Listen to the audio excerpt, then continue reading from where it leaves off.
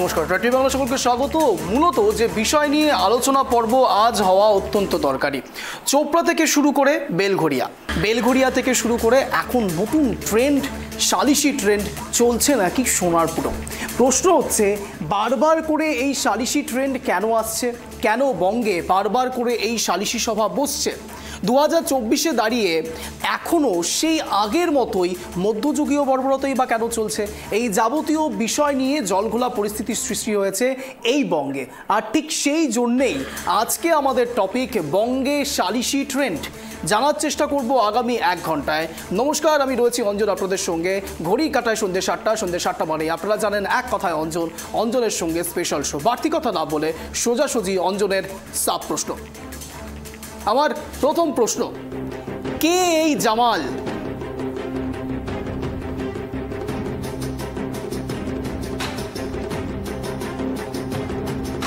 আমার দ্বিতীয় প্রশ্ন আপনাদের সামনে রাখবো, আখিরে আর কত জামাল, জেসিবি ও জয়ন্ত রয়েছে বাংলায়?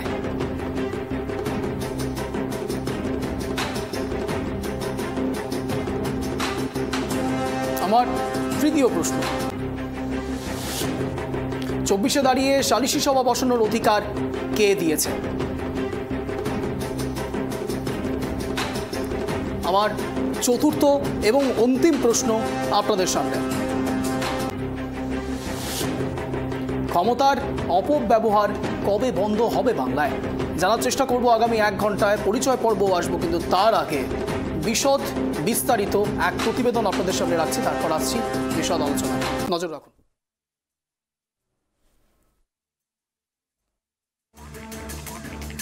জামাল কি তোমাকেও মারধর করেছিল? হ্যাঁ। কবে? এই 1 থেকে 1.5 মাস হচ্ছে। কি হয়েছিল?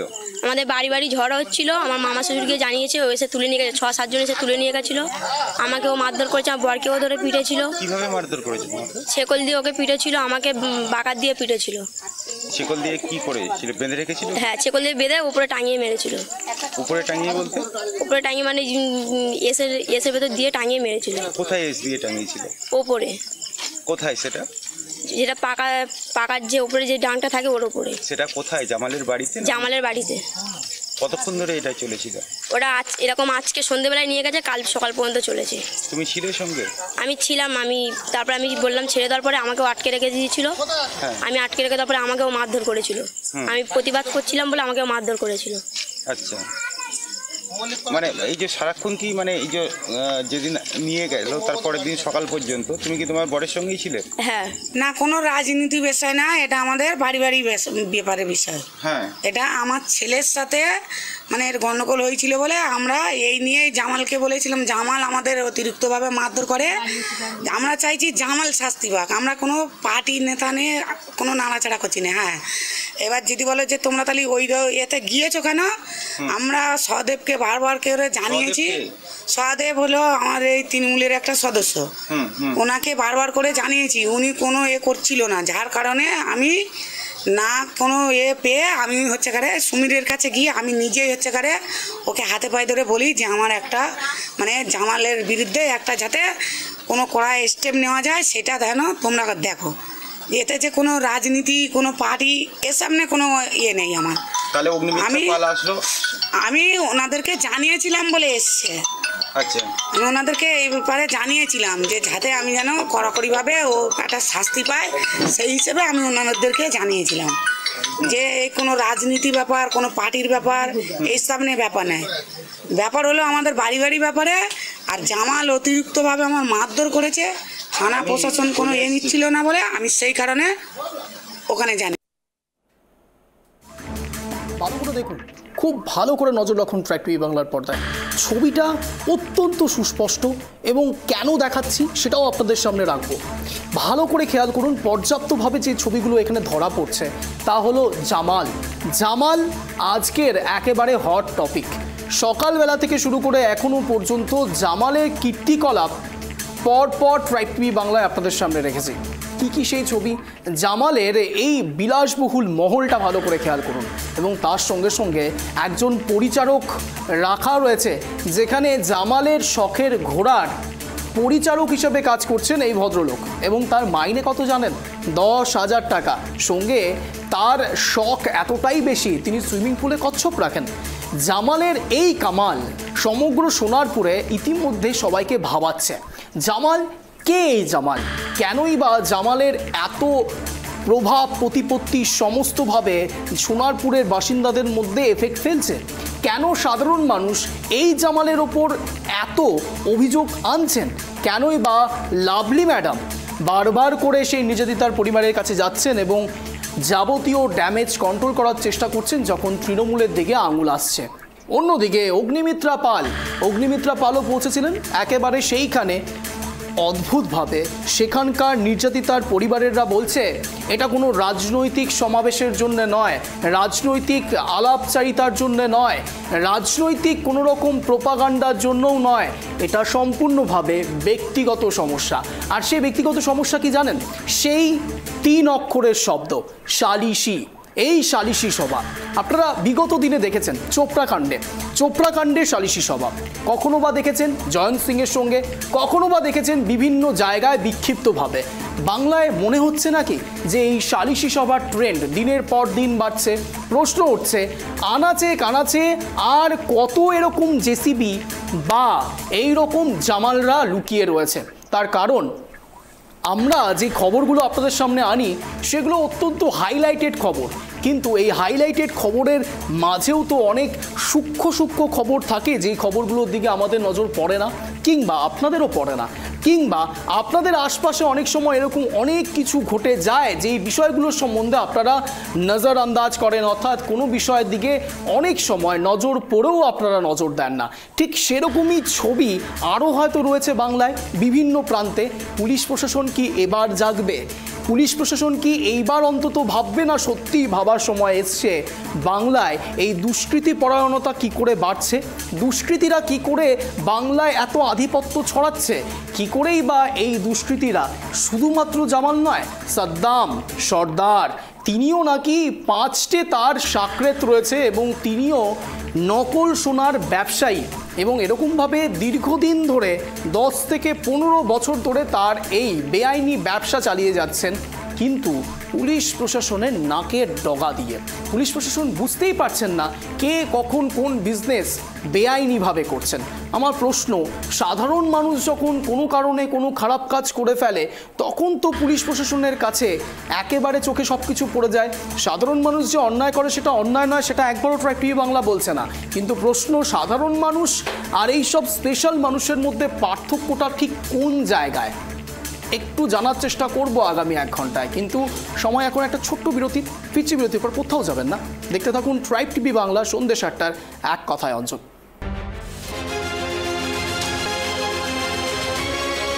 দিন বঙ্গে মাত্র চলছে এমনটা সংবাদ শিরোনামে আসছে।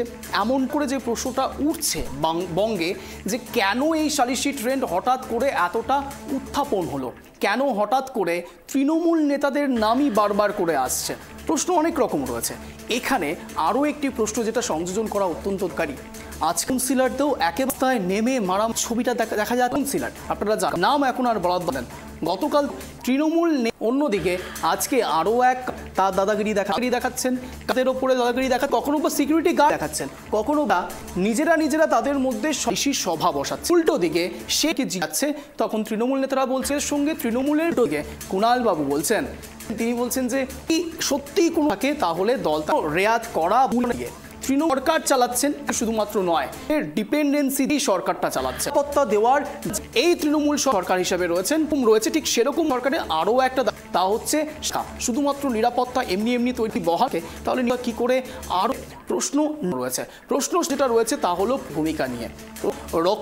রক্ষকই একটা নির্দিষ্ট সংখ্যক সাপোর্ট করে আর সাধারণ মানুষের জন্য ধীরে অন করে, তাহলে তো আজ আবারও প্রশ্ন ট্রাইব টিভি বাংলা বঙ্গে কি সত্যি জানার চেষ্টা করি এই বিষয়গুলো নিয়ে আসবো। কিন্তু পরিচয় পর্বগুলোর দিকে যাবো, যে পরিচয় পর্ব গেস্টরা অরিজিৎ মুখার্জি রয়েছেন, বিজেপি সমর্থক, আমাদের সঙ্গে তৃণমূল সমর্থক অশোক সর, কংগ্রেস সমর্থক সুকান্ত ঘোষ, রাজনৈতিক বিশ্লেষক। আপনাদের স্বাগত ট্রাইব টিভি বাংলায়। এক কথায় সুজনবাবু আর আমাদের জয়েন করেছেন, আপনাকেও ভাবে স্বাগত। সুজনবাবু, সরাসরি প্রশ্ন, বঙ্গে এই ট্রেন্ড দিনের পর দিন বাড়ছে, তার থেকেও ভূমিকা নিয়ে হবে পুলিশ মন্ত্রী তো স্বয়ং মুখ্যমন্ত্রী মমতা।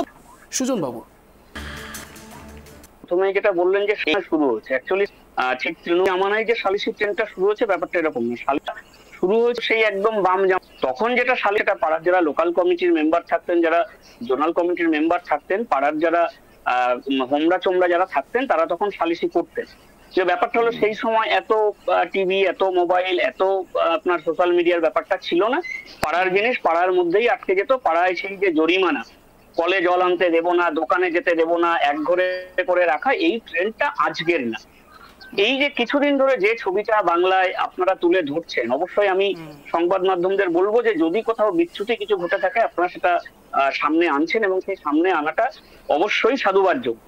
কিন্তু এই সঙ্গে যেটা আপনি যে প্রশ্নটা করেছেন যে রক্ষক যদি ভক্ষক হয়, আপনি সেই জেসিবি থেকে শুরু করে আপনার একদম সেই জয়ন্ত থেকে শুরু করে আজকে যে জামাল বাবুর কথা যাদের বলছেন, আজকে দেখুন একজনও কিন্তু জেসিবি দেখুন পুলিশ অ্যারেস্ট করেছে রীতিমতো, তার যা প্রসেসিং, যেটা আপনার প্রশাসনিক যে প্রসেসিং সেটা চলছে।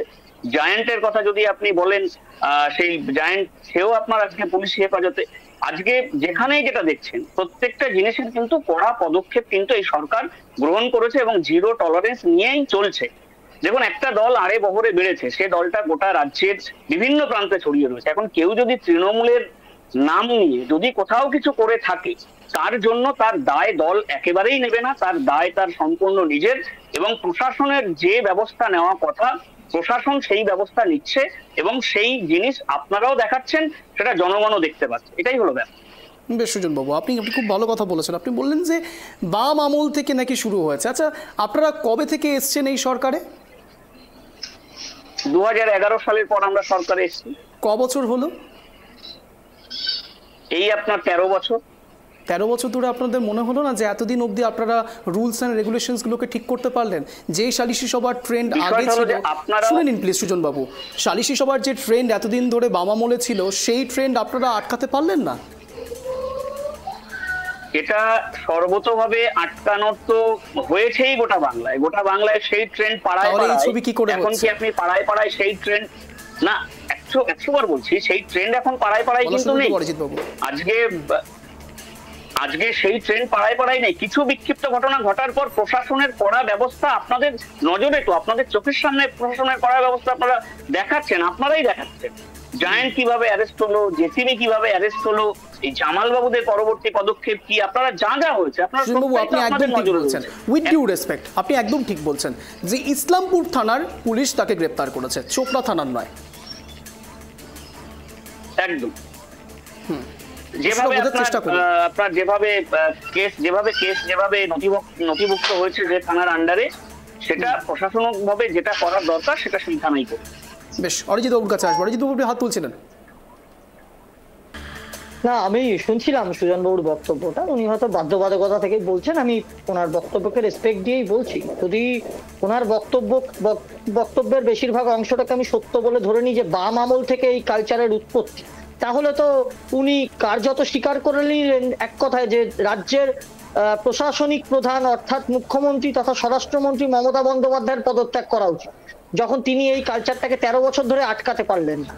এবার আসি আসল ব্যাপারে, সেটা হচ্ছে যে দেখুন অঞ্জন বাবু, এটা ওই একটা ঘটনা দুটো ঘটনা নিন্দা জানাচ্ছি, জেসিবি অ্যারেস্ট, এইসবগুলো বোকা বোকা কথা, এগুলো আমি মনে করি। কারণ আপনাকে আমি একটা উদাহরণ দিচ্ছি, ছোট্ট উদাহরণ। আরিয়াদহে কে অভিযুক্ত জয়ন্ত সিং, তৃণমূল নেতা। কোচবিহারে কে অভিযুক্ত জেসিবি তাজিমুল, তৃণমূল নেতা। ফুলবাড়িতে অভিযুক্ত তৃণমূল নেত্রী স্বপ্না অধিকারী। বর্ধমানে আজাদ রহমান, তৃণমূল নেতা। এবং বর্তমানে যে ঘটনাটা ঘটেছে জামাল, সাদ্দাম, এইসব তৃণমূল নেতাদের নাম আসছে। শুধু তৃণমূল নেতারাই কেন জড়িয়ে পড়ছে এটা বিষয় নয়, বিষয়টা এটা, যখন হামিদুর রহমানের মতো তৃণমূলের ওপরের সারির নেতা, উচ্চ নেতৃত্ব, বিধায়ক, তারা কোনো একটি ধর্মের রাষ্ট্রের কথা উল্লেখ করে এবং বলে এগুলো ন্যাচারাল ব্যাপার, মহিলাটাকে তদন্তের আগেই অপরাধী বলে দেয়, তখন আপনাকে বুঝতে হবে যে ভারতবর্ষের বুকেই বাংলায় কার্যত ভারতবর্ষের আইনকেই তৃণমূল কংগ্রেস মানে না। তাই জন্যই সেই গ্রিন সিগন্যাল না পেলে কি করে নিচু তলার তৃণমূলের নেতারা এই সালিশি সভা দিনের পর দিন বসিয়ে একের পর এক মহিলাকে উল্টো করে ঝুলিয়ে, নগ্ন করে হাঁটিয়ে, বেধড়ক পিটিয়ে রাস্তার মধ্যে এই জিনিসটা করে। এবং আপনি দেখুন উল্লেখযোগ্য বিষয়, ঠিক যেমন ভাবে আপনারা এত মণিপুরে কিছু করছিলেন, করার পরেও ঠিক যেমন ভাবে আপনারা আমি মণিপুরে আবার করছিলেন, বলি, অরিজিৎ বাবু, না মণিপুরে বিজেপি কিন্তু কিছু করেনি, আপনি ভুল করছেন। কিছু করেনি। মণিপুরে কিন্তু বিজেপি নেতাদের নাম আসেনি। সেটাকে আপনারা আটকাতেও মণিপুরে পারেন, সরকার চেষ্টা সেটা করছে, আপনাকে সেখানে আপনারা আটকাতেও পারেন। আমি আবার বলছি, আপনি আপনি আপনি বলবেন, আমাকে একটু শেষ করে নিতে দিন, তারপর আপনি নিশ্চয়ই, বলবেন। please, আমার একদম, কথাটা হচ্ছে বলুন। যে আপনি প্রশ্নটা করুন, আমার উত্তরটা দিতে দিন। এবার ব্যাপারটা হচ্ছে যে দেখুন, মণিপুরে অবশ্যই আমি আবার বলছি, এই রাজ্যে এতগুলো সালিশি সভার ঘটনা পর পর এখানে কিন্তু তৃণমূল কংগ্রেসের নাম জড়াচ্ছে প্রত্যেকটা নেতা, জয়ন্ত সিং থেকে, জেসিবি থেকে শুরু করে জামাল সাদ্দাম। কিন্তু প্লিজ একটু সাউন্ডটা প্লিজ, স্পিকারটা অসুবিধা ডাউন হচ্ছে করবেন, প্লিজ। বাকিদেরকে বলবো একটু স্পিকারটা ডাউন করে রাখবেন, যার mute ঘরে করে আওয়াজ রাখবেন। হচ্ছে একটু স্পিকারটা প্লিজ মিউট করুন। এবার বলুন। ব্যাপারটা যেটা হচ্ছে যে হ্যাঁ, এবার ব্যাপারটা যেটা হচ্ছে দেখুন, আমি আবার বলছি, মণিপুর অত্যন্ত একটা সেনসিটিভ বিষয় এবং রাহুল গান্ধীও গেছিলেন, তিনিও গিয়ে কিন্তু সেখানে আটকাতে পারেননি। এটা আটকানোর বিষয় নয়, হাইকোর্টের একটা রায় মেইতি সম্প্রদায় এবং কুকি সম্প্রদায়ের উপর, সেটার পর একটা আনরেস্ট জায়গা তৈরি হওয়ার পর এই ঘটনাটা ঘটেছে এবং সরকার অবশ্যই সচেষ্ট এটাকে থামাবার জন্য। এখানে কিন্তু বিজেপির কোনো যোগ নেই। কিন্তু এই বাংলার বুকে যেভাবে সালিশি সভা একের পর এক নারীদেরকে নগ্ন করে হাঁটানো এবং তাদেরকে ঝুলিয়ে পেটানো, তারপরেও মানুষ মুখ খুলতে ভয় পাচ্ছে ভিডিও বেরোনোর পরেও, এর অর্থাৎ হচ্ছে একটাই রাস্তা, যে এখানে টোটালি একটা অন্যরকম রাষ্ট্রের পরিচালনা চলছে সরকারি মদতে, ইনডাইরেক্টলি। সেটা আমি বলছি না যে ডাইরেক্ট এটা দল বলছে, কিন্তু এই অভিযোগ মানুষ করছে, মানুষের অভিযোগেরও মুঠে আসছে এবং এটার বিরুদ্ধে কিন্তু কড়া তদন্ত হওয়া উচিত। কারণ যেভাবে সালিশি সভায় দিনের পর দিন মানুষকে হ্যাকেল করা হচ্ছে, এটা কিন্তু বড় দুর্ঘটনা ঘটে যেতে পারে। কারণ বাংলায় কিন্তু এই সমস্ত নেতারা ভারতবর্ষের আইন মানে না, তারা কিন্তু ডাইরেক্টলি নিজেরা ফয়সালা করে ফেলছে। সমস্ত নেতৃত্ব লোকাল লোক ডাকছে, সবার সামনে আবার আপনার পেটাচ্ছে। কাছে আসবো, কিন্তু তার আগে আমি অশোকবাবুর কাছে আসবো। অশোকবাবু, সামগ্রিকভাবে যে ছবিটা বারবার করে উঠে আসছে, বাংলায় সালিশি ট্রেন্ড বাড়ছে। যখন আমরা তৃণমূলকে প্রশ্ন করছি, তৃণমূল বলছে যে বাম আমল থেকে হয়েছে। এই রেশারেশির রাজনীতিতে পড়ে সাধারণ মানুষ দিনের পর দিন হ্যাকেল হচ্ছেন এবং তারপরেও সাধারণ মানুষের ওপর রাজ্য সরকারের সত্যিই কি দায় বর্তায় না? আমল থেকে হচ্ছে না, তার আগে থেকেই হচ্ছে, এটা কোনো ব্যাপার নয়। স্বাধীনতার আগে থেকেই সালিশি সভা, মোড়লদের ব্যাপার এগুলো ছিল। কিন্তু যে জিনিসটা হচ্ছে এখন, তো সালিশি সভার নামে অত্যাচার হচ্ছে, আর প্রশাসন বা পুলিশের আশীর্বাদ না থাকলে এরকম ভাবে অত্যাচার করতে পারতো না। আজকে যে লোকটি জয়ন্ত সিং এর সাকরে ছাড়া পেয়েছে, কোর্ট থেকে ছাড়া পেয়েছে 2000 টাকার বেইলে, তিনি একটা নাবালকের তার পুরুষাঙ্গে থেকে ছাঁচি দিয়ে চেপে যে অত্যাচারটা করছিল, তারপরে কোর্ট কিভাবে তাকে জামিন দিল। পক্সো আন্দোলনে চলে যাও, যে বাচ্চাদের উপরে অত্যাচার মানে ভাবা যায়, তাকে জামিন দিয়ে দিল। পুলিশ, জজ এবং রাজনৈতিক দলের লোকাল নেতারা যদি আশীর্বাদ না থাকে, তাহলে এরকম অত্যাচার করতে পারে না। জানি না ওই জামাল সাহেবের কি ইনকাম আছে, সামনে আসেনি। যদি সালিশি করে এরকম বাড়ি করতে পারে, দেখতে ভালো ব্যবসার কি আছে। তার সঙ্গে বলবো, এই বাড়িটা করতে গেলে যে টাকা খরচা হয়েছে, সেই বাড়ি তৈরির জন্য তো ইট, কাঠ, পাথর সবই তো কিনতে হয়েছে। এবং সেটা তো 1,50,000 2 লাখ টাকার নয়। বাড়িটা দেখে তো মনে হচ্ছে অন্তত কয়েক কোটি টাকার বাড়ি। সেই দিকগুলো তৈরি করতে গেলে এখানকার যে সেন্ট্রাল ভিজিলেন্স বা সেন্ট্রাল ইন্টারেস্ট, তারাই বা কি করছে, তারা কেন দেখছে? আমার বক্তব্য দিয়ে ভারতবর্ষ তথা বাংলায় এই যে সালিশি সভা 2024-এ চলছে, এর পেছনে সম্পূর্ণ পুলিশ এবং রাজনৈতিক দলের একটা সমর্থন আছে। সমর্থন না থাকলে পরে কখনো কোনো সাধারণ মানুষ এই জিনিস করতে পারে না। আমি অনেক দেখেছি পুলিশের বিরুদ্ধে বড় বড় গুন্ডা বদমাশ জন্ম হয়েছে, পুলিশ তাদের ব্যবহার করতো, তারাও পুলিশকে ব্যবহার করত। এখন ঠিক সেটাই হচ্ছে। পুলিশ ওইখানে পোস্টিং আছে, কোনো কিছু কামাই নেই, এইসব ধরে মাসে যদি 10,000, 20,000, 25,000, 1 লাখ টাকা যদি মাসে আসে থানায়, ক্ষতি দেয়। এই অবস্থায় দাঁড় করিয়ে দিয়েছে। এই অবস্থার পরিবর্তন করতে গেলে ওই টিভি শো কোনো কিছু দরকার নেই। এলাকার মানুষের যদি সবাই এক ঐক্যবদ্ধ হয়ে একদিন আন্দোলন করুন না, একদিন দুদিন করলে দেখবেন ঠিক হয়ে যাবে। তবে ফেক জিনিস না করে সত্যিকারের জিনিস যেটা করার, আন্দোলনটা সংগঠিত করে এগিয়ে যাওয়া, সেখানে দল ধর্ম সব বাদ দিয়ে। বুঝতে পেরেছি যে আপনি ঠিক কি বলতে চাইছেন, যে ফেক জিনিস না করে। এখানে হয়তো কোনো এক জায়গাতে একটু সন্দেশখালির আঁচ আমরা পেলাম, কেননা এই ক্ষেত্রে অনেকবার বলা হয়েছে সন্দেশখালি অনেক কিছু নাকি ফেক। এবার আমি সরাসরি চলে যাব সুকান্তবাবুর কাছে। সুকান্তবাবু, একটা জিনিস আমাকে একটু বোঝান। মহারাষ্ট্রে যখন লাডলি ভাই নামে নতুন প্রকল্প শুরু হয় এবং সেখানে স্নাতক স্তর থেকে পাশ করার পরে 10,000 টাকা করে পায় এবং উচ্চ মাধ্যমিক পাশ করার পরে, আমার স্মৃতি যদি খুব বিভ্রাট না করে, 6,000 টাকা করে পাচ্ছে। এবং সেই জায়গাকালীন অবস্থাতে এই মুহূর্তে অশোকবাবু বলছেন যে সমর্থন। আমি বলছি সমর্থন নাকি সরকারের দায় রয়েছে কিছু কিছু মানুষকে এক্সট্রা অ্যাডভান্টেজ দেওয়ার? আপনি রাজনৈতিক বিশ্লেষক হিসেবে কি মনে করছেন? দেখো অঞ্জন, সমাজের যারা পিছিয়ে পড়া শ্রেণী, আমরা এখন ডিফারেন্টলি অ্যাবেল বলি, আমরা কখনই ফিজিক্যালি হ্যান্ডিক্যাপ বলি না, যেরকম তাদের জন্য বিভিন্ন রকম সংরক্ষণ রয়েছে। এবং রিসেন্টলি তুমি জানো যুবরাজ সিং এর রিসেন্টলি একটা ভিডিও ভাইরাল হয়েছে এই নিয়ে, যে তারা প্রতিবন্ধীদের নিয়ে বিভিন্ন মশকরা করে। কিন্তু ঘটনা হলো আমাদের সংবিধান যারা প্রান্তিক শ্রেণীর মানুষ তাদের জন্য সব সময় বিভিন্ন ক্ষেত্রে বিভিন্ন সংরক্ষণের ব্যবস্থা করেছে। কারণ সংরক্ষণ তো কোনো সুস্থ গণতন্ত্রের প্রতীক না। কারণ হলো যে SC ST ক্যান্ডিডেটটা আজকে আমাদের যে নেট পরীক্ষা, ন্যাশনাল এলিজিবিলিটি টেস্ট, আমি অন্যদিকে যাচ্ছি না, সেখানে তারা 46-47% পেয়ে they are very much eligible for the assistant professor. But যারা জেনারেল ক্যান্ডিডেট তাদের অবস্থাটা কি ভাবতেই পারো তুমি, আমি আর বলছি না। তাহলে সেখান থেকেই বলছি, কিন্তু কিছু কিছু ক্ষেত্রে B.R. আম্বেদকর যখন স্বপ্ন দেখেছিলেন, যে তিনি ভেবেছিলেন যে অন্তর্জুজ শ্রেণীকে কিছুদিনের জন্য অ্যাটলিস্ট 10 years তাদের সংরক্ষণ দেওয়া হোক। কিন্তু এখন যেটা চলছে, দেখো তুমি যদি ভেনিজুয়েলাকেও দেখেছো, ভেনিজুয়েলা এই দান খয়রাতি করে কোথায় পৌঁছেছে। সুতরাং আমি এটা বলছি না বেটি বাঁচাও বেটি পড়াও কন্যাশ্রী এগুলো গুরুত্বপূর্ণ প্রকল্প, একটা সার্বিক বিকশিত সমাজ, তার একটা প্রধান অঙ্গ শিক্ষা। কিন্তু এইভাবে পাইয়ে দেওয়ার যে রাজনীতি, পাইয়ে দেওয়ার যে জায়গা, সেখান থেকে শিক্ষার মানটা কমে যাচ্ছে।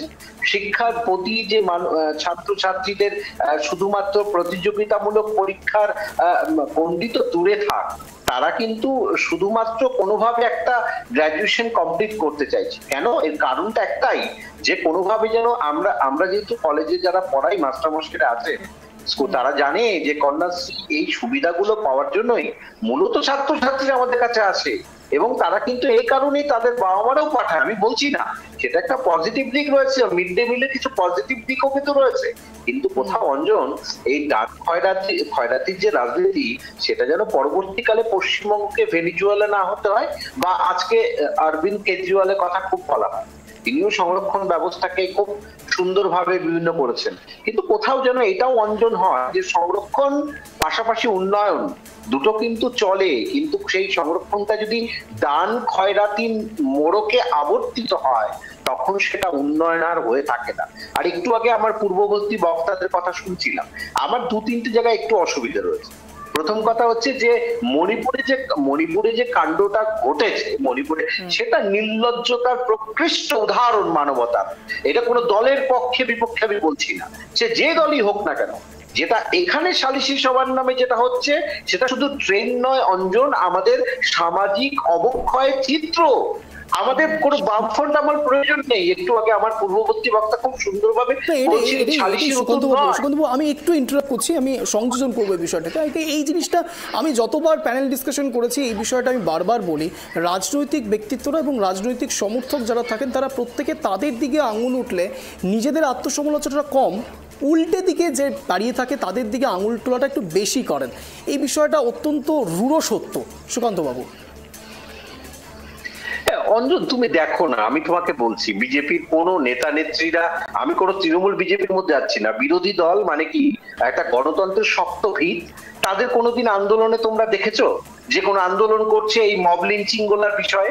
শুধুমাত্র একটা বিল কবে থেকে রাজ্যপালের কাছে আটকে আছে সেই নিয়ে চিৎকার করছে। আরে যদি সেটা প্রতিবাদ করা যায়, সেটা নাগরিক সমাজ কে তো কাউকে নেতৃত্ব দিতে হবে। সেই নেতৃত্বটা দেওয়ার আগে কোথায় দলবাজি, কোথায় মানে সংখ্যালঘু, কোথায় হিন্দু, এই শব্দগুলো, এই এককগুলোকে গুরুত্বপূর্ণ জায়গা নিয়ে যাওয়া হচ্ছে। সেখানে কিন্তু মেন যে জায়গাটা এমপ্লয়মেন্ট জেনারেশনের কথা এরা বলছে না, না এই মব লিঞ্চিং গুলোর বিরুদ্ধে কথা বলছে। এরা আজকে শেখ শাহজাহান বলো আর এই কি নাম জেসিবি, এই নামগুলো বলতে এবং ভাবতে সত্যি আমাদের খুব কষ্ট হয়, দৃষ্টিকটু এগুলো। কিন্তু সেই প্রতিবাদটা দেখো, যখন এই জেসিবির বিরুদ্ধে প্রতিবাদটা করছে, যে এটা ভাইরাল করেছে তার বিরুদ্ধে অপরাধী বলছে কেন এটা ভাইরাল করা হয়েছে। তাহলে কতটা ভয় তারা রয়েছে। শুধু তাই নয়, মোহাম্মদ সেলিম যখন ইনি টুইট করেছিলেন এক্স হ্যান্ডেলে, তার উপরও এফআইআর করা হয়েছে। আমি সেটাই বলছি অঞ্জন, কোথাও যেন জানো সামাজিক অবক্ষয়টা এমন জায়গায় গিয়েছে, আমাদের প্যানেল ডিসকাশনের মধ্যে নেই। এখানে আমরা তৃণমূল, বিজেপি, সিপিএম এগুলো করে আলটিমেটলি তুমি যেটা করতে চাইছো, তোমার প্যানেল ডিসকাশন গুলো আমি দেখি, এখানে কোথাও একটা যেন তুমি স্ট্যান্ড পয়েন্টটা থাকে, সেটা নিরপেক্ষতা। এবং সেই জায়গায় দাঁড়িয়ে এই মব লিঞ্চিং বলে এই জায়গাগুলোতে কোথাও কোন রাজনৈতিক দলের কোন স্পষ্ট বার্তা নেই, শুধুমাত্র আশঙ্কা করা হচ্ছে। কিন্তু যেভাবে একটা মহিলাকে মানে এই অত্যাচার করা হয় পায়ের শিকল দিয়ে, মধ্যযুগের বর্বরতাকে এরা আরো পিছিয়ে ফেলেছে। এটা অনেকটাই অঞ্জন, আমি শেষ লাইনটা বলবো, এটা অনেকটা ম্যাকিয়াভেলিয়ান পলিটিক্স। ম্যাকিয়াভেলি মানে বরাবর ইটালিকে ঐক্যবদ্ধ করবার জন্য তিনি বলতেন যে একজন ভবিষ্যতের যে রাজা হবেন তাকে সিগালের মতো চতুর হতে হবে, সিংহের মতো পরাক্রম থাকতে হবে, আর মেকি চরিত্র গঠন করতে হবে।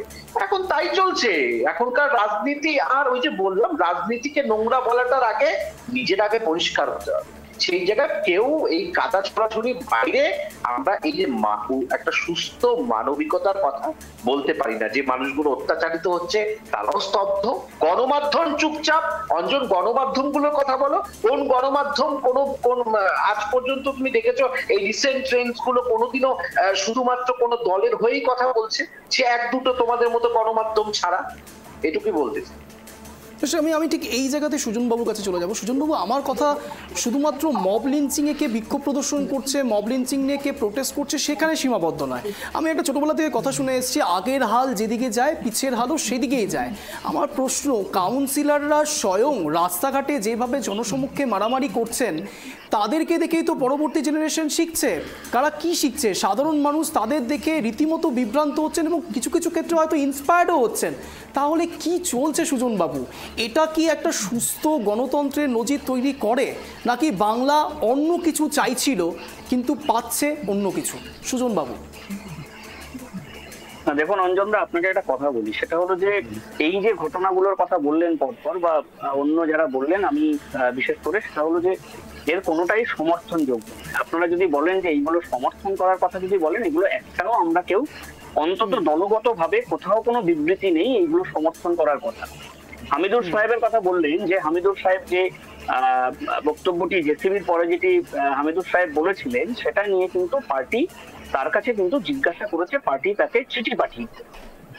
দলের সর্বোচ্চ স্তর থেকে যদি এটা সমর্থন হতো, দলগতভাবে যদি এর পেছনে কেউ দাঁড়াতো, আপনারা তৃণমূল কংগ্রেসকে আপনারা দেখে দিতে পারতেন। এই সময় দাঁড়িয়ে যেটা বলার, সেটা হলো যে এই যারা এটা করছে তারা অ্যাকচুয়ালি তারা মানে অন্যায় তো করছে এবং কঠোর থেকে কঠোর শাস্তি এদের হওয়া উচিত। আমি একজন তৃণমূল কংগ্রেসের পক্ষ থেকে আজকে এখানে আপনাদের এখানে এসে বলার যে সুযোগ পেয়েছি, কঠোর শাস্তি। কিন্তু এই সঙ্গে যে চেষ্টাটা যেটা চলছে, যে দলের সঙ্গে এদেরকে মিশিয়ে ফেলো, বিক্ষিপ্ত এবং বিচ্যুতি, এই দুটো জিনিস কিন্তু বিক্ষিপ্ত ঘটনা কেন বলা হচ্ছে? কারণ গোটা রাজ্যের ক্ষেত্রে কয়েকটা ঘটনা পরপর চোখের সামনে এসছে এবং প্রত্যেকটা জায়গা থেকে তৃণমূল কংগ্রেস বিবৃতি দিয়েছে এবং প্রত্যেকটা জায়গায় পুলিশ প্রশাসন কঠোর।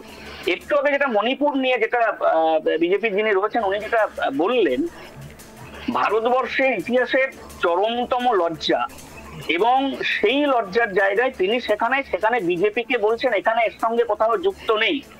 সেখানে যে ফ্রন্ট সরকার, সেখানে সেই ফ্রন্ট সরকারের থেকে শুরু করে সেখানকার পরবর্তীকালে ভারতবর্ষের প্রধানমন্ত্রীর যে ভূমিকা মণিপুর নিয়ে, এবং আজকে আপনি এই যে পেটানোর কথা বলছেন, আমি বললে আবার অনেকে বলবেন যে ভারতবর্ষ ভ্রমণে বেরিয়ে পড়ছে। ভারতবর্ষ ভ্রমণে এই কারণেই যেতে হয়, আমরা একটা রাজ্য চালাচ্ছি, তার একটা সরকার চালাচ্ছি।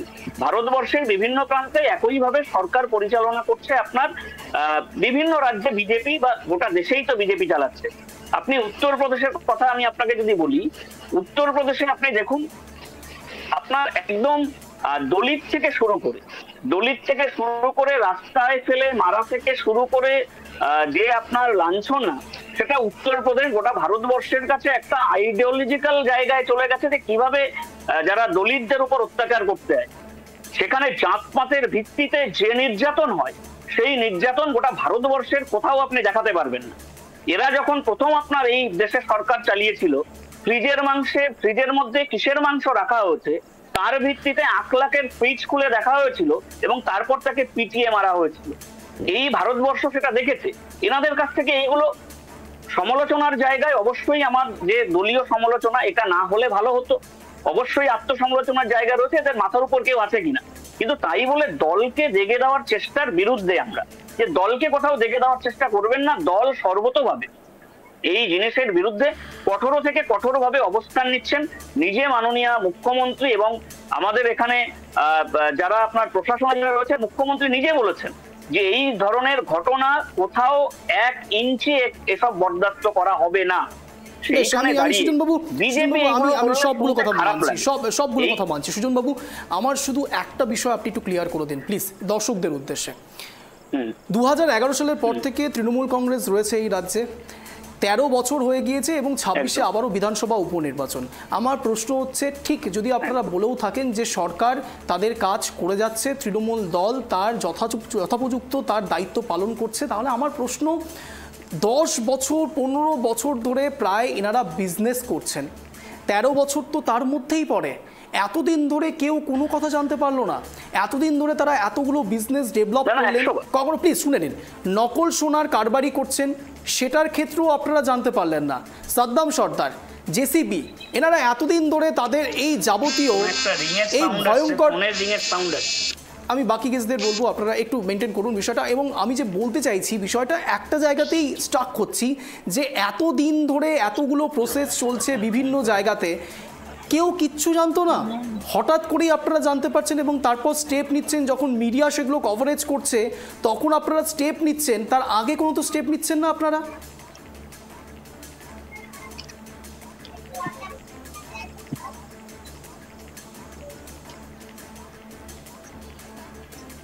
সুজনবাবু, আমার কথা শোনা যাচ্ছে? কোথাও একটু শোনার অসুবিধা হচ্ছে, কোনো জায়গায় একটু সমস্যা হচ্ছে, টেকনিক্যাল কিছু এরর হচ্ছে। আমি একবার ছবি একটা দেখানোর চেষ্টা করব। আমি আসছি অরিজিৎবাবু আপনার কাছে, আপনার কাছেও আসবো অশোকবাবু। যে ছবিটা আপনাদের সামনে রাখবো, পিসেরকে বলবো সেই ছবিটা একবার দেখানোর জন্য। সেই 18 নম্বর ওয়ার্ডের তৃণমূল কংগ্রেসের সেই কাউন্সিলর কি করেছেন একবার আপনাদের সামনে রাখি। যে প্রশ্নটা আমি সরাসরি রেখেছিলাম সুজনবাবুর কাছে, আগের হাল যেদিকে যায় পেছনের হালও সেদিকেই যায়। যেমনভাবে একজন কাউন্সিলর সর্বসমক্ষে, শুনতে পাবেন, সর্বসমক্ষে সবার সামনে একজন তৃণমূল নেতাকে সপাটে চড় মারছেন, সবাই সেটা দেখছে। দেখুন সেই ছবিটা একবার দেখুন। কেদার দাস, তৃণমূল দলের 18 নম্বর ওয়ার্ডের মহিলা কাউন্সিলর সুনন্দা সরকার, একজন আরেকজনকে পেটাচ্ছেন, সর্বসম্মুখে পেটাচ্ছেন। এটা নিশ্চয়ই কোনো এসি ঘর নয়, ঠান্ডা ঘরও নয়, একেবারে সবার সামনে পেটাচ্ছেন সুনন্দা সরকার কেদার দাসকে। আমার প্রশ্ন হচ্ছে, ইনিও তো একজন কাউন্সিলর, যথেষ্ট ভালো পদে রয়েছেন। আমার প্রশ্ন, সেই ঊর্ধ্বতন নেতারাও যদি এইরকমভাবে সর্বসমক্ষে প্রকাশ্যে এইরকমভাবে হাতাহাতি মারামারি করেন, তাহলে সাধারণ কর্মী যারা রয়েছে তাদের মধ্যে কি রিপারকেশন তৈরি হয়, তাদের মধ্যে ঠিক কতটা তারা ইনফ্লুয়েন্স হয় এই বিষয়গুলো দেখেছে না। দলের ক্ষেত্রেও তো এই ব্যাপারগুলো হয়, ঊর্ধ্বতন কর্তৃপক্ষরা তো এই কাজগুলো করছে। আমি সরাসরি এই জায়গাতেই অরিজিৎবাবুর কাছে চলে আসবো, তারপর অশোকবাবুর কাছেও আসছি। অরিজিৎবাবু, এই বিষয়গুলোকে কি সত্যি ডিফেন্ড করা যায়? বিজেপি আপনি ছেড়ে দিন, আপনারাও কম রাজনীতি করছেন না। আজকে অগ্নিমিত্রা পাল সরাসরি সেখানে গেলেন এবং তিনি বললেন পশ্চিমবঙ্গ নাকি আফগানিস্তান হয়ে যাচ্ছে, পশ্চিমবঙ্গ আফগানিস্তান হয়ে যাচ্ছে। আপনারা এই বিষয়গুলোকে কমানোর জন্য বিরোধী দল হিসেবে কি করছেন? আপনাদের প্রোপাগান্ডাটা তো সেই উপনির্বাচন আর লোকসভা নির্বাচনের মধ্যেই সীমাবদ্ধ, তারপর বাকি টাইমে আপনারা কোথায়? খুঁজে পাওয়া যাচ্ছে না আপনাদের। দেখুন, ভারত সরকার এই মব লিঞ্চিং বা এই গণপিটুনির বিরুদ্ধে কড়া আইন নিয়ে এসছে ন্যায় সংহিতার। আর এই রাজ্যের তৃণমূল সরকার সেই কড়া আইনের প্রতিবাদ করছে, সেই ন্যায় সংহিতার প্রতিবাদ করছে। এবং আপনাকে বুঝতে হবে এটা এখন নয়, বিগত দিনেও আমরা দেখেছি বিজন সেতুতে আনন্দমার্গী সাধুদেরকে যেভাবে হত্যা করা হয়, বিগত দিনেও দেখেছি তৃণমূলের জোট সঙ্গী এই ইন্ডি জোটের সঙ্গীরা মহারাষ্ট্রের পালঘরে তারা চুপ থাকে যখন মহারাষ্ট্রের পালঘরে সন্ন্যাসীকে পিটিয়ে মারা হয় গণপিটুনি দিয়ে। এবং শুধু তাই নয়, যারা মণিপুর নিয়ে কথা বলছেন, আমি আবারও বলছি, দায়িত্ব নিয়ে বলছি বিজেপি মুখপাত্র হিসেবে, এবং নরেন্দ্র মোদীজি বলেছেন মণিপুরের ঘটনা অত্যন্ত নিন্দনীয় এবং সেটা অত্যন্ত দুর্ভাগ্যজনক, এবং যারা যারা এর সাথে যুক্ত তাদের কড়া শাস্তি দরকার হলে আইন অনুযায়ী তাদের মৃত্যুদণ্ড দেওয়া হবে। কিন্তু এই বাংলার বুকেও নারীদেরকে নগ্ন করে হাঁটানো হয়েছে আমরা দেখেছি, সেখানে তার অপরাধ ছিল শুধুমাত্র সে একজন বিজেপি কর্মী। এই শাসক দলের আশ্রিত দুষ্কৃতীরা তাকে নগ্ন করে হাঁটিয়েছে। মণিপুর আমার দেশ আর বাংলা আমার দেশ না, এই কথা যারা বলে তারা আফগানিস্তানেরই সমর্থক। আর 2 নম্বর একটা কথা বলি, বাংলায় যে কালচার ট্রেন্ডটা শুরু হয়েছে, আপনি বলুন তো, বিগত দিনে আপনি যে উদাহরণটা দিলেন সালিসি ট্রেন্ডের কথা বললেন, এই সালিসি ট্রেন্ডের সাথে একের পর এক ঘটনায় কি করে তৃণমূল কংগ্রেসের নেতাদের নাম জড়িয়ে যাচ্ছে বারবার, রঞ্জন বাবু, বারংবার প্রত্যেকটা তৃণমূলের লোকাল নেতার নাম জড়িয়ে যাচ্ছে। তারপরে দল বলছে আমরা চিঠি দিয়েছি। অরিজিৎ বাবু, আপনাকে একটু ইন্টারাপ্ট করছি, এরকম নয় তো যে তৃণমূল নেতার নামটা জড়ানো হচ্ছে প্রোপাগান্ডা অনুসারে, এমন নয় তো? বারবার তৃণমূল নেতাদের নাম জড়িয়ে যাচ্ছে এবং তাদের ভিডিও প্রকাশ্যে আসছে। আমার বিগত বক্তা, আমি ওনার নামটা রিকল করতে পারছি না, উনি বলছিলেন, আমার সিনিয়র মানুষ উনি, সত্যি আমি ওনার বক্তব্যটা শুনছিলাম। না সুজন বাবু না, আমি অশোক বাবু আমি খুব বলেছেন, উনি কথাগুলো তুলে ধরেছেন, আমি শুনছিলাম মন দিয়ে ওনার কথাটা। সত্যি কথা, একটা বাচ্চা ছেলের যৌনাঙ্গে সে সাঁড়াশি দিয়ে টানছে, আমি তো বলছি যে মানে এতটা নৃশংস অত্যাচার, এগুলো তো তালিবানি কালচার। এই তালিবানি কালচার বাংলার বুকে কি করে হলো? যারা মণিপুর নিয়ে প্রতিবাদ করে দূরবীন দিয়ে দেখে, আমি আবারও বলছি মণিপুরের ঘটনা দুঃখজনক, কিন্তু তারা বাংলার অত্যাচারটা কেন দেখতে পায় না অঞ্জন বাবু? তারা কি এই আফগানিস্তান তালিবানের কালচারটাকে সমর্থন করছে? তার মানে তারা বলতে চাইছে এই বাংলার বুকে যে রাজত্ব চলে, আমরা বাংলার লোক বলে, কিন্তু বাংলায় যে অত্যাচারটা হয় সেই অত্যাচারের প্রতিবাদ এরা করতে জানে না। সবসময় বাংলা, যখনই বাংলায় অত্যাচার হয় তখনই বলে মণিপুর, ইউপি। কেন এই দ্বিচারিতা? আমার কথা হচ্ছে, যদি ভালো কথা বলতে হয় তাহলে খারাপ দিকটাও তুলে ধরতে হবে। আর 2 নম্বর কথা, রাজ্যের প্রশাসন কোথায়? ভাঙড় থানার 500 মিটারের মধ্যে গণপিটুনিতে একজন বৃদ্ধের মৃত্যু হলো, পুলিশ 2 ঘন্টা পর পৌঁছচ্ছে, তাহলে প্রশাসন কোথায় ঘুমিয়ে আছে? আর আমি যদি ধরে নিই তৃণমূলের বক্তার কথা যে পুলিশের কাছে খবর ছিল না বা এগুলো বিচ্ছিন্ন ঘটনা, তাহলে আইবি রিপোর্ট ফেল করেছে রাজ্যের আইবি রিপোর্ট ফেল করার দায় রাজ্যের স্বরাষ্ট্রমন্ত্রী মমতা বন্দ্যোপাধ্যায় তথা মুখ্যমন্ত্রী মমতা বন্দ্যোপাধ্যায়ের পদত্যাগ করা উচিত। আর যে রাজ্যের মুখ্যমন্ত্রী মমতা বন্দ্যোপাধ্যায়, আমি শেষ করিনি, এক সেকেন্ড সময় দেব আপনাকে, আমি কানেক্ট না হলে এটা অসুবিধা হবে, শেষ করে নি। যে রাজ্যের মুখ্যমন্ত্রী মমতা বন্দ্যোপাধ্যায় এবং সাংসদ অভিষেক বন্দ্যোপাধ্যায় তারা হাইকোর্ট নিয়ে বিরূপ মন্তব্য করেন, সেই রাজ্যের শাসক দলের দুষ্কৃতীরা তো এই সমস্ত ঘটনা ঘটাবে, এটা তো স্বাভাবিক। এবং আমি মনে করি ন্যায় সংহিতা অনুযায়ী এদের কড়া পদক্ষেপ হওয়া উচিত এদের বিরুদ্ধে, দুষ্কৃতীদের বিরুদ্ধে। বেশ ঠিক এই জায়গাতে আমি অশোক বাবুর কাছেও যাবো, কিন্তু তার আগে অগ্নিমিত্রা পাল এই ঘটনার প্রেক্ষিতে আমি বলার সুযোগ দেব। জামাল বাবুকে নিয়ে, জামাল কাণ্ড নিয়ে কি বক্তব্য রেখেছেন অগ্নিমিত্রা পাল, একবার শোনাই, তারপর আসছি আলোচনা। দেখুন, শেখ জামাল এবং জামাল সর্দার, তার প্যালেশিয়াল হাউস, বিরাট প্রাসাদ, অট্টালিকা, সে কাজে প্রফেশনালি সে কিছুই করে না, অট্টালিকাটা কি করে বানালেন আমার কাছে প্রশ্ন। এবং সেইখানে সালিশি সভা বসে। আজকে আমি এখানে এসেছি, বহু মহিলা আমাকে ফোন করে কমপ্লেন করে, বহু ভাই, এবং অবাক ব্যাপার, তারা তৃণমূল করে, তারা তৃণমূলকে ভোট দিয়েছে, তৃণমূলের জন্য মিটিং মিছিলে গেছে। আজকে এই জামাল সর্দার তার বাড়িতে সালিশি সভা বসায় এবং তারা বলছে যে থানা থেকে, সোনারপুর থানা থেকে নাকি জামাল সর্দারকে সে দায়িত্ব দেওয়া হয়েছে যে এই ধরনের সালিশি সভা বসিয়ে বিচার করার জন্য। এবং তার বাড়িতে এই মহিলারা বলছে, পুরুষরা বলছে যে সেখানে জায়গায় জায়গায় শেকল বাঁধা আছে, সেখানে এই মহিলারা রয়েছে। রশিদা বিবি, তাকে সকালবেলায় তার পারিবারিক কিছু অশান্তির জন্য তাকে ডেকে পাঠানো হয় এবং সেখানে তাকে পায়ে শেকল বেঁধে সকাল 10টা থেকে সন্ধেবেলা অবধি তাকে শেকল বেঁধে রাখা হয়। এটা পশ্চিমবঙ্গ না আফগানিস্তান?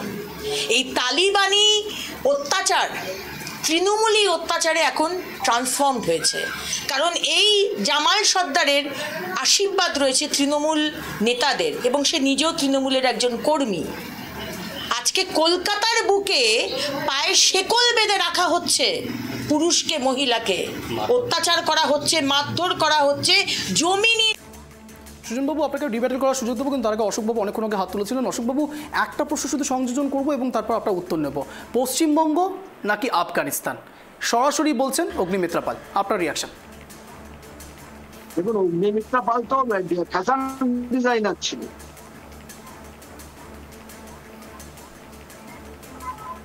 অশোকবাবু, আপনার নেটওয়ার্কে কিছু ইস্যু হচ্ছে, একটুখানি বলি। বেশ, আমি অশোকবাবুর কাছে আসবো। অশোকবাবু, আমার কথা শোনা যাচ্ছে? কোনো কারণ টেকনিক্যাল কিছু ইস্যু হচ্ছে, নেটওয়ার্কে কিছু প্রবলেম হচ্ছে। আমি সরাসরি সুজনবাবুর কাছে চলে যাবো। সুজনবাবু, বলুন। বিষয়টা হলো যে এই যে অগ্নিমিত্রা পাল ওখানে দাঁড়িয়ে যেটা বললেন, সেটা হলো যে আমরা কিছুদিন আগেই, জাস্ট আপনি যখন শুরু করছিলেন আজকের এই আপনার এপিসোডটা, তখন সন্দেশখালীর নাম একবার এসেছিল। এই অগ্নিমিত্রা পাল, এনারা তো এই শুভেন্দু অধিকারী এই ধরনের যারা আছে, বা গঙ্গাধর কয়াল সন্দেশখালী 1 নম্বর ব্লকের বিজেপির আপনার হলো মন্ডল সভাপতি, এরা তো সব এক ধরনের মানুষ। ঘটনা ঘটে থাকলে, বলেছি দুঃখজনক ঘটনা ঘটে থাকলে প্রশাসন সেটা ব্যবস্থা নেবে এবং কঠোর ব্যবস্থা নেবে, একদম পরিষ্কার ভাবে বলা হচ্ছে। কিন্তু এই যে এখানে অগ্নিমিত্রা পালেরা যে গুছিয়ে কিছু মিথ্যে কথা বলার একদম চেষ্টা, যেটা সন্দেশখালীর ক্ষেত্রে দেখেছিলাম, যে বাড়ির মা বোনরা শুধু নাকি পিঠে বানাতে যাচ্ছে, সেখানে নাকি শুধু পিঠে বানানো হচ্ছে। তারপরে সেখানে দেখলাম গঙ্গাধর বাবু বেরিয়ে আসলেন, গঙ্গাধর বাবু কিছু কথাবার্তা বললেন, সেটা চারিদিকে হাইলাইট হলো। এই যে প্রোপাগান্ডা, আপনি একটু আগে বলার চেষ্টা করছিলেন অঞ্জনদা, যে তৃণমূলকে জড়িয়ে দেওয়ার চেষ্টা হচ্ছে না, তো সেই যে লোকাল যে লোকটা এই ঘটনাটা ঘটিয়েছে, এখন বলুন কোনো না কোনো জায়গায়, আপনার বিভিন্ন জায়গায় কম বেশি সবাই আপনার তৃণমূলের একটা স্ট্যাম্প লাগিয়ে ঘোরার, যে মানুষটা মানে আপনার ধরুন একেবারে তৃণমূল করে না, কিন্তু তৃণমূলের স্ট্যাম্প লাগিয়ে অনেকে ঘোরার একটা চেষ্টা করছে। সেই তৃণমূলের যারা স্ট্যাম্প লাগিয়ে ঘোরার চেষ্টা করছে বা ঘুরছে, আমাদের দল তো তাদের বিরুদ্ধে। আমাদের দল তো পরিষ্কার ভাবে বলছে যে এসবগুলো, এখানে তৃণমূলের নাম নিয়ে এখানে এসবগুলো করা যাবে না। মমতা বন্দ্যোপাধ্যায়ের প্রশাসনিক মিটিং আপনারা কভার করেছিলেন, আপনারা শুনেছেন, তিনি সেখানে পরিষ্কার বলেছিলেন যে এখানে উপার্জন করার জন্য তৃণমূল কংগ্রেসকে ব্যবহার করা যাবে না, উপার্জন করার জন্য করা যাবে না। এবং আমি আপনাকে আজকে দায়িত্ব নিয়ে বলছি, লোকালি যদি কোনো নেতার মাথায় হাত থাকে, এই ধরনের অবাঞ্ছিত লোকের মাথার উপর যদি লোকালি কোনো নেতার হাত থাকে, সেটাও আপনি জেনে রাখুন, সেই হাতটাও তাকে গুটিয়ে নিতে হবে, না হলে সেই মানুষটাকেও আস্তে আস্তে তৃণমূল থেকে সরে যেতে হবে।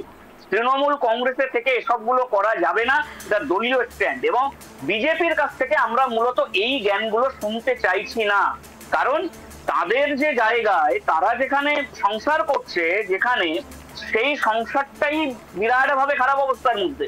আমরা বারবার করে বললে, ইউপির কথা বললে অনেকে বলে কেন বলছো ইউপির কথা, মণিপুরকে বলছে দুঃখজনক বলে আর মণিপুরের কথা বলছে না। কত বড় দুঃখজনক তার তো বিবরণ দিতে হবে, এবং সেখানে দাঁড়িয়ে মানুষ মণিপুর কত বড় দুঃখজনক মানুষ তার বিবরণ দিয়েছে। 2টো সিটেই আজকে সেখানে বিজেপি নেই, আজকে সেখানে দেখেছে। আজকে উত্তরপ্রদেশ একদম যেখানে যে রেজাল্ট উত্তরপ্রদেশ দেয়, সেখানে থেকে বিজেপি উত্তরপ্রদেশে মুখ থুবড়ে পড়েছে। কিসের জন্য? তারা সেখানে ফলাফল পেয়েছে। আমরা বলছি জনগণ সমর্থন আছে, জনগণের সঙ্গে তৃণমূল কংগ্রেস রয়েছে, তৃণমূল কংগ্রেসের সঙ্গে জনগণ রয়েছে। বিক্ষিপ্ত ঘটনা ঘটলে এবং সেখানে কোনো ঘটনা ঘটলে তার কোনো দায় তৃণমূল কংগ্রেসের নয়, কঠোর পদক্ষেপ প্রশাসন নিচ্ছে, আপনারাও দেখাচ্ছেন এবং নেবে।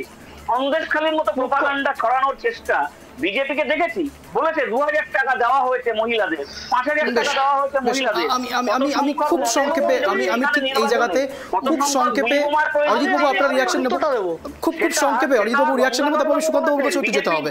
অরিজিৎবাবু বলুন সংক্ষেপে। উনি যেটা বললেন, তাহলে মুখ্যমন্ত্রী মমতা বন্দ্যোপাধ্যায় কি মিথ্যা প্রমাণ করলেন? কারণ মুখ্যমন্ত্রী মমতা বন্দ্যোপাধ্যায় নিজেই স্বীকার করেছেন যে শাহজাহানের বিরুদ্ধে বিভিন্ন রকম জমি দখলের অভিযোগ এসেছিল। সুতরাং সন্দেশখালীর যে মিথ্যে নয় ব্যাপারগুলো, কথা বললাম না, পিঠে খাওয়ানো তো আপনাদের করে, জমি সংক্রান্ত কোনো ঘটনা থাকলে আপনারা তালিবান কালচারটাকে বাংলায় তৈরি করেছেন। মমতা ব্যানার্জি সেই তালিবানি কালচার এই রাজ্যে যদি সেখানে কোনো যদি জমি সংক্রান্ত কোনো ঘটনা থাকে সেখানে বিএলআর, এসডিপিও, এসডিও সবাই সেখানে বসেছিল।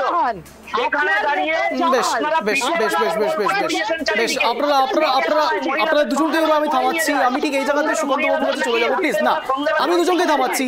বেশ, সুজন বাবু, অরিজিৎ বাবু দুজনকেই বলছি থামুন। বেশ, আসবো, আবারও আসবো আলোচনায়। আমি সুকান্ত বাবুর কাছে যাবো। আমি দুজনকেই বলছি থামুন।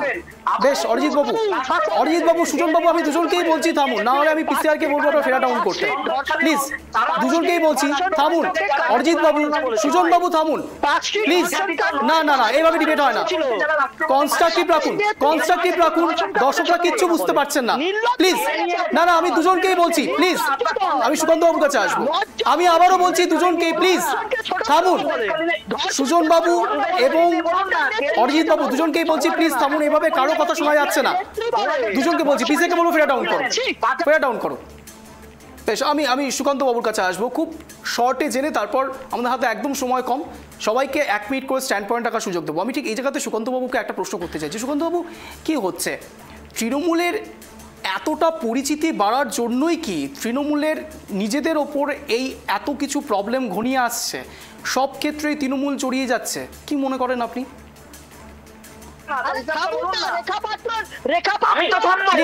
আপনারা দুজন যদি না থামেন তাহলে সুকান্ত বাবুর প্রশ্ন শুনতে পাচ্ছেন না। আমি দুজনকেই বলছি, প্লিজ। আমি প্রোগ্রাম শেষ করতে বাধ্য হবো এরকম করলে, প্লিজ। না না, এভাবে হয় না। আমি দুজনকেই বলছি, আপনারা না থামলে প্রোগ্রাম কন্টিনিউ করা অসম্ভব হয়ে যাবে, প্লিজ। না না না, সুজন বাবু, অরিজিৎ বাবু দুজনকেই বলছি, প্লিজ। এটা এক কথা অঞ্জনের প্রোটোকল নয়। আমি দুজনকেই বলছি থামুন। আপনারা এর আগে এক কথা অঞ্জনে নিশ্চয়ই জয়েন করেননি, এরকম ভাবে শো করি না আমরা, প্লিজ। আমি একেবারে সুকান্ত বাবুর কাছে খুব শর্টে একটা রিপ্লাই নেব।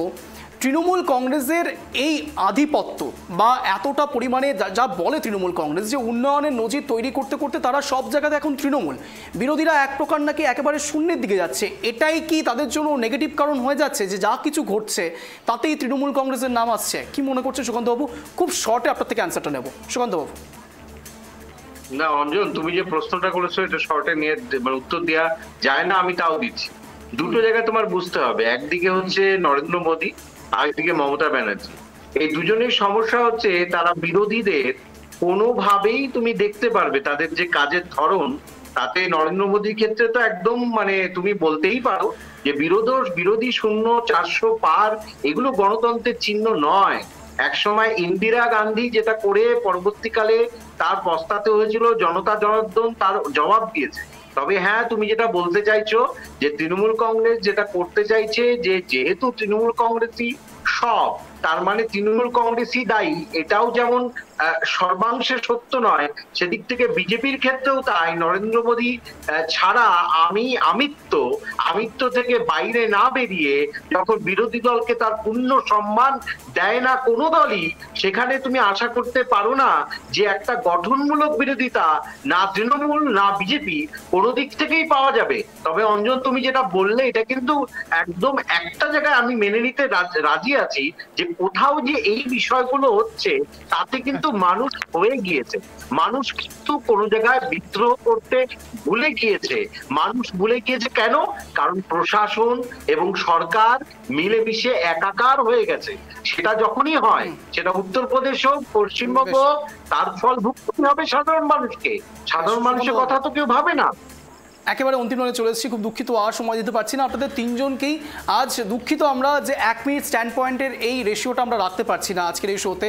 আপনাদের তিনজনকে অশেষ ধন্যবাদ এবং অশোকবাবু জুড়েছিলেন আমাদের সঙ্গে, অশোকবাবুকেও ধন্যবাদ ট্রাইব টিভি বাংলা আসার জন্য, এক কথায় অঞ্জনে শোতে যোগদান করার জন্য। যে কথা বলে আজকে স্পেশাল শো শেষ করতে হচ্ছে, বঙ্গে সালিশি সভা বা সালিশি ট্রেন্ড এখন তৈরি হোক কিংবা বাম আমলে তৈরি হোক, ট্রেন্ড তৈরি হয়ে আছে এই বঙ্গে। আর এটা সত্যি সত্যি পুলিশ প্রশাসনের নজরে আসা উচিত এবং মুখ্যমন্ত্রী মমতা বন্দ্যোপাধ্যায়েরও নজরে আসা উচিত। নজরে আসবার জন্যই ট্রাইব টিভি বাংলার আজকের এই শো। আর এরকমই টানটান শো দেখার জন্য প্রতিদিন সন্ধ্যে 7টায় নজর রাখুন ট্রাইব টিভি বাংলার পর্দায় এক কথায় অঞ্চল। নমস্কার।